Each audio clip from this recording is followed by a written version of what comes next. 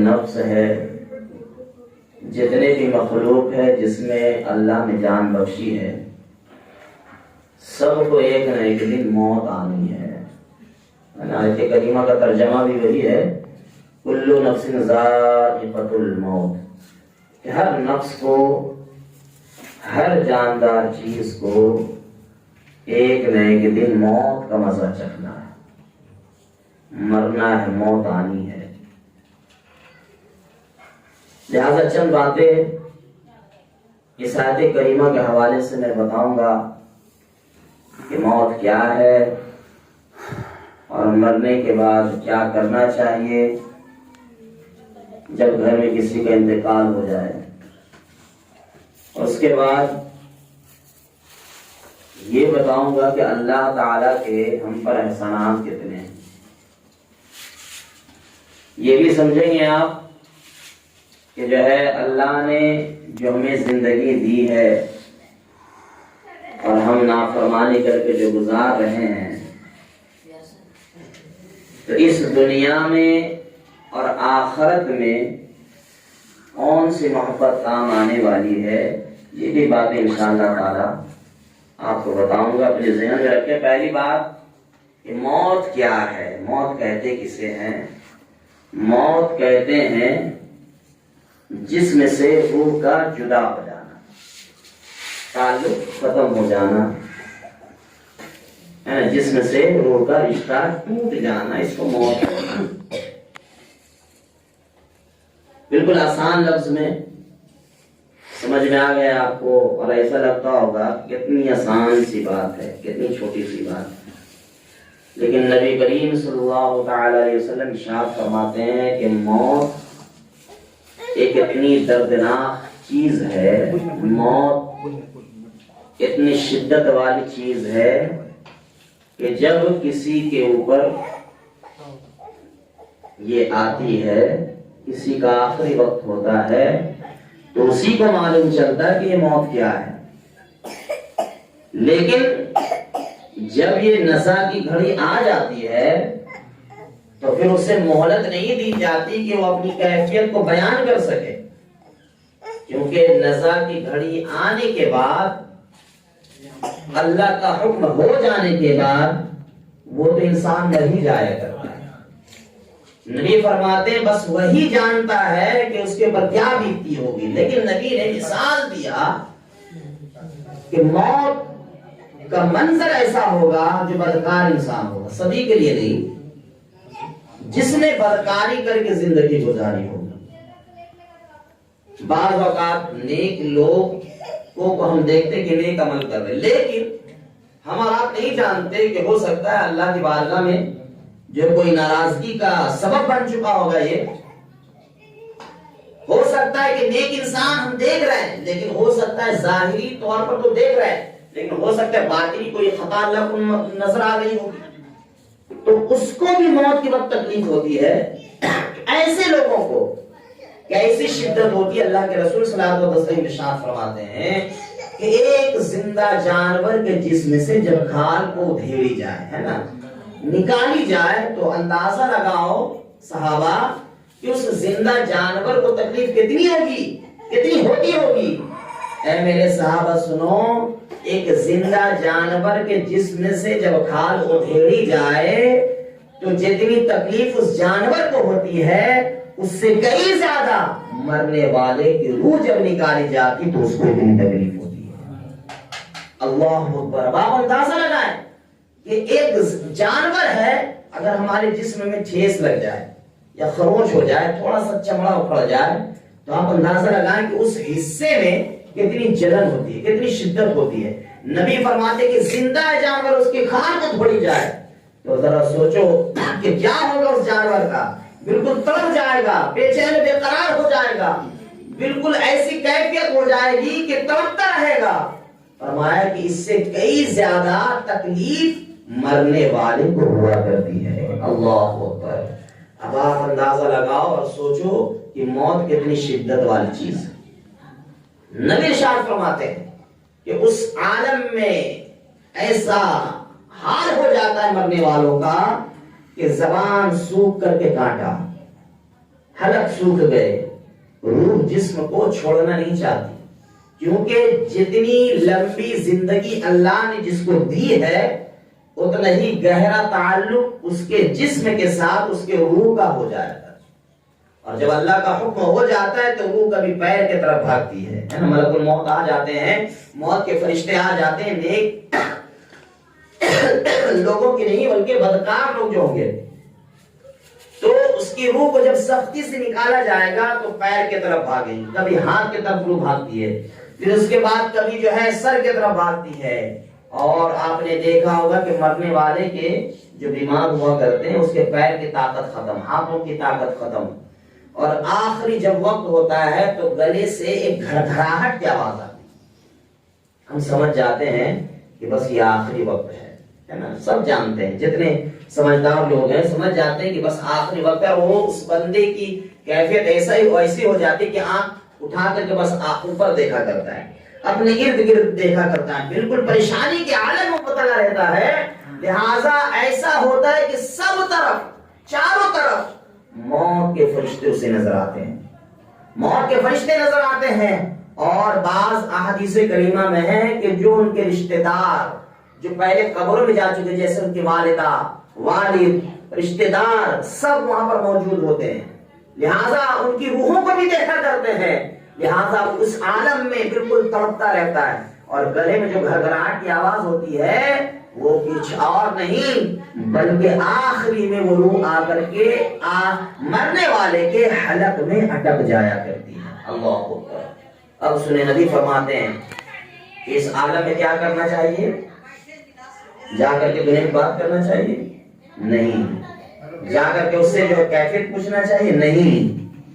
یا اس کے رشتہ دار کو بیٹھا کر کے وہاں پر کچھ باتیں کرنا چاہیے؟ نہیں، بلکہ جب دیکھ لو کہ ایسا منظر ہے، مشاہدہ تم نے کر لیا، دیکھ لیا کہ بالکل آخری وقت ہے اور ایسی کیفیت ہے جیسا کہ کتابوں میں آیا ہے، یہ تو آخری لمحے کا منظر ہے، لہذا نبی فرماتے کہ اس حالت میں بیٹھ جاؤ، اس کے قریب دنیاوی باتیں نہ کرو بلکہ قرآن کی تلاوت کرو۔ سبحان اللہ۔ بہتر ہے کہ سورہ یاسین شریف کی تلاوت کرو، کیونکہ قرآن کی جب تلاوت کرو گے تو اللہ رب العزت قرآن کی تلاوت کی برکت سے اگر وہ مرنے والا شدت محسوس کرتا ہوگا، توقع بے چینی محسوس کرتا ہوگا، تو قرآن کی برکت سے اللہ رب العزت اس کی روح نکلنے میں آسانی فرما دے گا۔ لیکن آج بہت سارے لوگ جو ہے جا کر کے دنیاوی بات کرتے ہیں مرنے والے، نبی نے سختی سے منع کیا۔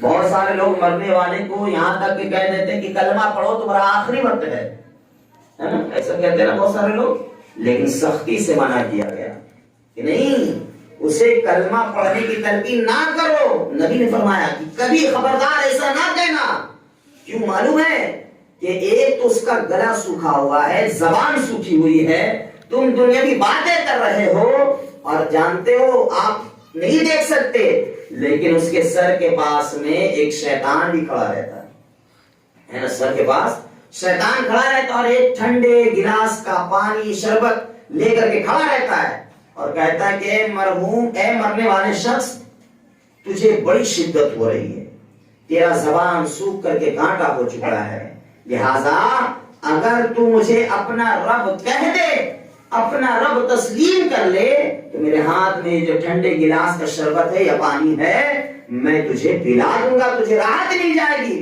تجھے سکون مل جائے گی، بس مجھے تو اپنا رب کہہ دے۔ یہ شیطان ہر حال میں یہ کوشش کرتا ہے کہ مسلمانوں کو کافر ہو کر کے مارے، جب مسلمان مرے تو کافر ہو کر کے مرے، یہ پوری کوششیں کیا کرتا ہے، پوری جو ہے ہمت لگا کر یہ کوشش کرتا ہے۔ لہذا اگر تم اس حالت میں ہے نا، زبان بھی سوکھ رہی ہے، گلا بھی سوکھا ہوا ہے، بے چینی بے قراری ہے، سب طرف موت کے فرشتے نظر آ رہے ہیں اور سر کے پاس شیطان کھڑا ہے، اس حالت میں جب تم جا کر کے کہو گے کہ کلمہ پڑھو، تو نبی فرماتے ہیں کہ اس عالم میں اللہ نہ کرے کہیں وہ کلمے کا انکار نہ کر بیٹھے، ہے نا، کہہ دے گا کہ میں نہیں پڑھتا، تو جانتے ہو کیا ہوگا؟ اس کے سینے سے ایمان نکل جائے گا۔ اللہ اکبر۔ یعنی کہ وہ مسلمان نہیں بلکہ وہ کافر ہو کر کے مرے گا. لہذا کبھی بھی ایسا نہ کرنا, بلکہ کلمہ پڑھنے کے لیے مت کہو, بلکہ سر کے پاس بیٹھ جاؤ اور بلند آواز سے تم خود کلمہ طیب پڑھا کرو یا کلمہ شہادت پڑھا کرو. جب تم بار بار بلند آواز سے کلمہ پڑھنا شروع کر دو گے تو وہ مومن بندہ, مرنے والا جو شخص ہوگا جس کی روح جسم سے نکالی جا رہی ہے اور آخری وقت ہے, جب تم بلند آواز سے کلمہ پڑھو گے تو اللہ جب رحم کرے گا تو اس کی زبان پر بھی جو ہے کلمہ جاری ہو جائے گا. تو اب وہ کافر ہو کے نہیں مرے گا, بلکہ جب تم کلمہ پڑھو گے تو شیطان بھی بھاگے گا, اللہ رحم کرے گا اور پھر اس کا ایمان پر خاتمہ ہو جائے گا. لہذا جب بھی آپ جو ہے سمجھ جائے کیسی کیفیت ہوتی ہے, نبی فرماتے ہیں کہ اس حال میں اگر اس کی زبان میں اتنا سوکھ کر کے کانٹا ہو جاتا ہے زبان, فرمایا کہ 7 سمندر کا پانی بھی اگر اس کے منہ میں ڈال دیا جائے تو اس کی پیاس بجھے گی نہیں. اللہ اکبر. ہم کیا کرتے ہیں, چھوٹی چمچ سے پلایا کرتے ہیں, ہے نا, ماں کا آخری وقت ہے, باپ کا آخری وقت ہے, لیکن سنے نبی فرماتے ہیں 7 سمندر کا پانی پلا دو لیکن پیاس نہیں بجھتی ہے. ایسی کیفیت موت کو کہتے ہیں. ایسی کیفیت یہ منظر موت کا ہوا کرتا ہے. اللہ رب العزت سے بار بار یہ دعا کریں کہ مالک و مولا ہمیں نزا کی گھڑی جو سختی والی ہے اس سے ہم تمام مسلمانوں کو بچانا. لیکن جو مومن بندہ ہوتا ہے, مومن بندہ مسلمان, پکا مسلمان, جو حرام و حلال کی تمیز کر کے زندگی گزارا, نماز پڑھ کر کے زندگی گزارا, نیک اعمال کر کے زندگی گزارا, تو سنیں موت کی شدت اسے نہیں کر پاتی, بلکہ موت ایک دلہن بن کر کے اس کو سینے سے لگا دیا کرتی ہے. اور جانتے ہیں مثال دی علماء کرام نے کہ نیک لوگوں کی روح اتنی آسانی سے نکالی جاتی ہے کہ ایک ماں جب اپنے بچے کو دودھ پلاتی ہے سلانے کے لیے, وہ بچہ دودھ پی رہا ہے, پیتے پیتے بچہ سو جاتا ہے اور ماں اپنے سینے کو ہٹا دیتی ہے اور اپنے کام میں مشغول ہو جاتی ہے. بچے کے منہ سے دودھ چھوٹ گیا لیکن بچے کو کچھ معلوم نہیں چلتا ہے. ایسا ہوتا ہے نہیں, بچہ سو گیا آرام کے ساتھ, ماں نے اپنا کام بھی کر لیا, بچہ سو بھی گیا, کوئی معلوم نہیں, کوئی تکلیف نہیں, بچہ آرام سے سوتا رہتا ہے. ٹھیک اسی طریقے سے مثال دیا گیا کہ نیک لوگوں کی روح اتنی آسانی سے نکالی جاتی ہے کہ اسے کچھ تکلیف نہیں ہوتی ہے. سبحان اللہ. ایک طرف تو بدکار کی روح ہے اور ایک طرف نیک لوگوں کی روح, بالکل زمین اور آسمان کا فرق ہے. اب خود ہی آپ فیصلہ کریں کہ ہم کیسی زندگی گزاریں کہ جو موت برحق ہے. کل نفس ذائقۃ الموت, کہ ہر نفس کو, ہر جاندار چیز کو ایک نہ ایک دن موت کا مزہ چکھنا ہے. تو جب ہمیں مرنا ہے تو ہمیں کیسی زندگی گزارنی چاہیے, ہے نا. پہلی بات میں نے آپ کو بتایا کہ موت کو سمجھے کہ موت کہتے ہیں کس کو ہے.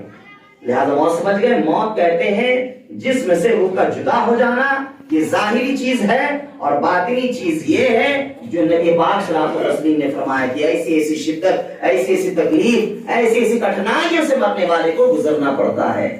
اب سنیں, مرنے کے بعد ہم کیا کریں, ہے نا. جب ہمارے گھر سے کسی کا انتقال ہو گیا تو کیا کریں, تو نبی فرماتے ہیں کہ اب انہیں کسی چیز کی حاجت نہیں, کیونکہ جب کوئی زندہ ہوتا ہے تو کچھ بولتا ہے تو آپ سنتے ہو تو کرتے ہو, لیکن مرنے کے بعد بھی مردہ اگر کہتا ہے نا, بولتا بھی ہے لیکن ہم نہیں سن سکتے. لیکن اگر وہ کچھ مانگنے کی تو حاجت ہے نہیں, لیکن کچھ بولے تم سن نہیں سکو گے. لیکن سنو, تم نہیں جانتے کہ مرنے والے نے کیسا اعمال کیا تھا. میں نے کہا نا کہ جب اللہ رب العزت کسی کو اپنے گرفت میں لینا چاہتا ہے تو ہم تو دیکھتے ہیں نمازی ہے, کتابی ہے, پرہیزگار ہے, داڑھی بھی ہے, لیکن اللہ رب العزت جب کسی کو گرفت میں لینا چاہتا ہے, پکڑنا چاہتا ہے, تو اگر ایک غلطی ہو جاتی ہے تو اللہ رب العزت تمام عبادتوں کو اس کے منہ پر مار دیتا ہے اور عذاب قبر میں مبتلا کر دیتا ہے. لیکن اللہ رب العزت جب کسی کو بخشنا چاہتا ہے, کسی پر رحم کرنا چاہتا ہے, تو بڑے سے بڑا گناہگار, بڑے سے بڑا پاپی کیوں نہ ہو, اگر ایک ادا پسند آ جاتی ہے تو اللہ تمام گناہوں کو معاف فرماتا ہے. سبحان اللہ. تو ہمیں کرنا کیا چاہیے, ہے نا. نبی فرماتے ہیں کہ مرنے والے جب چلے گئے تو تم نہیں جانتے کہ اس نے کون سا عمل کیا. مرتے ہی عذاب کے فرشتے آ جاتے ہیں اور اس پر عذاب نازل ہو جاتا ہے نا، کیسا مرنے کے بعد کیا ہوتا ہے کہ اس کا جسم بالکل چور ہو جاتا ہے درد سے. کیسا درد؟ جب ہمارے جسم میں ایک زخم کہیں پر نکل جائے کسی حصے میں اور وہ بالکل پک جائے، ہے نا، بالکل پیلا ہو گیا، پک گیا، لال ہو گیا، اور سوچیں کہ اس میں ذرا سی اگر ٹھیس لگ جائے تو کتنی تکلیف ہوتی ہے، کتنا درد ہوتا ہے. وہ ایک حصے کا منظر ہے. نبی فرماتے ہیں کہ جو جس کی جسم سے روح نکل جاتی ہے، جو گناہگار شخص ہوا کرتا ہے، جس طریقے سے ایک زخم کے حصے میں درد ہوا کرتا ہے تو تمہاری چیخیں نکل جاتی ہے، مرنے والے شخص کے جسم میں اسی طریقے سے درد ہوا کرتا ہے. اللہ اکبر. اور سنو، اسی لیے کتابوں میں آتا ہے کہ مرنے والے میت کو غسل بھی نرم نرم ہاتھوں سے اور آہستہ آہستہ دینا چاہیے، ہے نا، بالکل جسم زیادہ ہلے نہیں، جسم کو جو ہے چھوڑنا دو جلدی سے کہ چوٹ لگے. لوگ سوچتے کہ مر گئے تو مر گئے، جسم سے روح نہیں، بلکہ اس کا تعلق روح سے تب بھی ہوا کرتا ہے.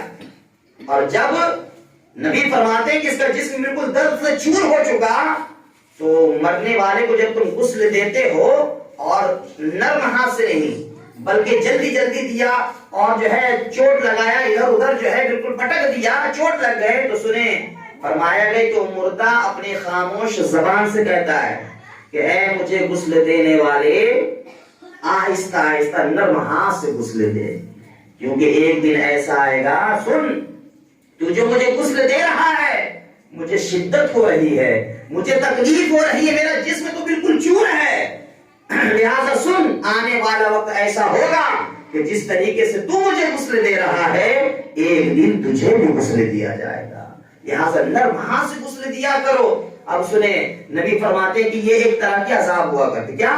جسم بالکل درد سے بھرا ہوا.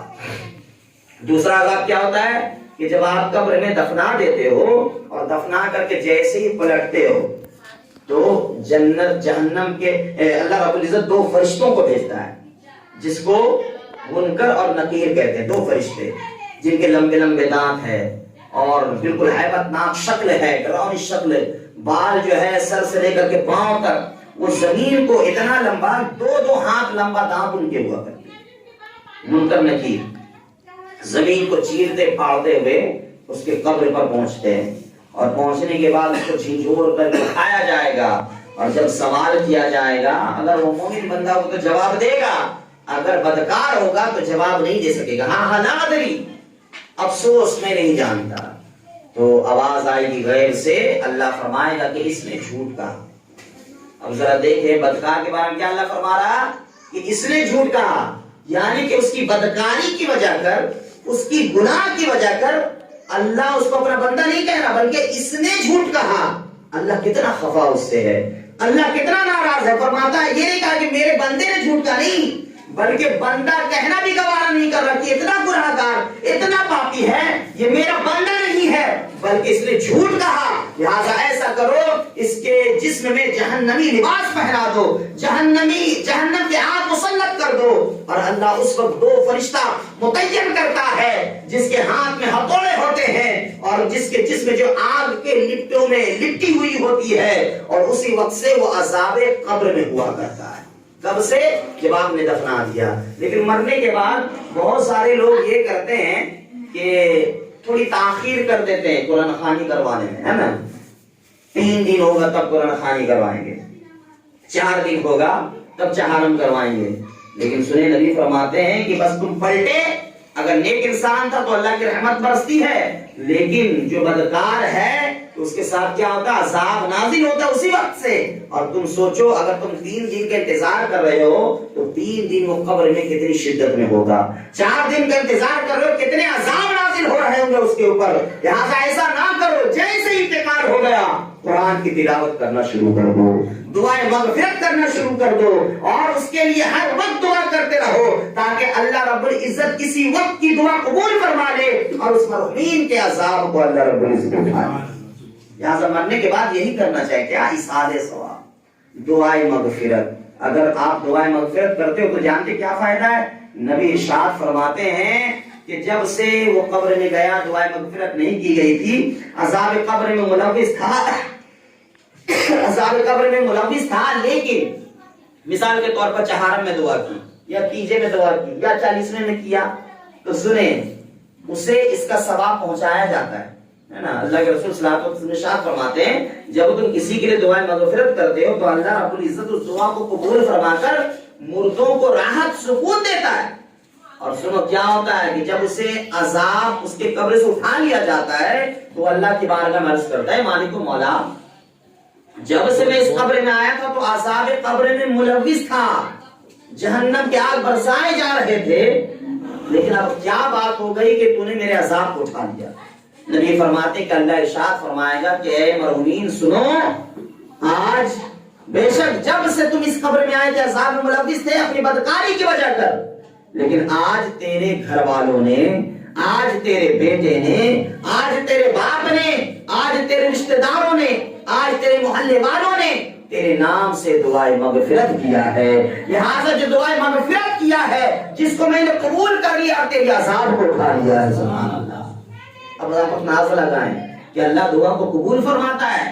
اب سنیں نبی فرماتے ہیں کہ جب یہ وہ بندہ سنے گا جس کے عذاب کو اٹھا لیا گیا تو وہ عرض کرے گا, خوش ہوگا, اے مالک و مولا جب اتنی اچھی بات ہے کہ کسی نے میرے لیے دعائیں مغفرت کیا ہے, اب ہم تیری بارگاہ میں دعا کر رہے ہیں کہ اے مالک و مولا جن کی دعا سن کر کے تو نے اس شدت سے, اس عذاب قبر سے بچا لیا, اے مالک و مولا دن رات میں یہاں بے چین و بے قرار رہا کرتا تھا, اس دعائیں مغفرت کی وجہ کر تو نے میرے عذاب کو اٹھا لیا ہے. اب ہم تیری بارگاہ میں دعا کر رہے ہیں کہ جن لوگوں نے بھی میرے لیے دعا کی ہے, جن لوگوں نے بھی میرے لیے تلاوت کی ہے, جن لوگوں نے میرے لیے خیر چاہا ہے, اے مالک و مولا تیری بارگاہ میں دعا کر رہے ہیں کہ جب وہ مر کر کے قبر میں آئیں گے تو ان کو بھی تو عذاب قبر سے بچا لینا. نبی فرماتے ہیں کہ اللہ اس مرحومین کی دعا کو بھی قبول فرما لیتا ہے, اور جو جو دعائیں مغفرت کیا کرتے ہیں اللہ اس دن کے بدلے میں اس کو بھی عذاب قبر سے بچا لیا کرتا ہے.